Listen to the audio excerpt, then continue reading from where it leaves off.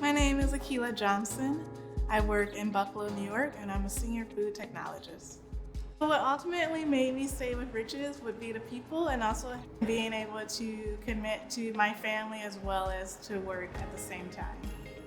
What inspires me here at Riches is being able to let myself be creative and being trusted through the company that I have something great to show them and I can be innovative and keep moving forward and growing with the company. I would describe Riches culture as fun and innovating. Amongst my peers, I feel like we have a very family-oriented environment. We look out for each other. We're always willing to help each other. We learn from each other. I started at our Niles facility as a laboratory technician. I then moved into the quality assurance team leader position. And then I moved into research and development.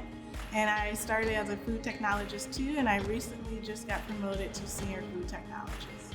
The most rewarding part of my job is being able to be myself and being creative and developing our products and just having that freedom to do that. It's great because next thing you know, you have a breakthrough innovation. That's what it's all about.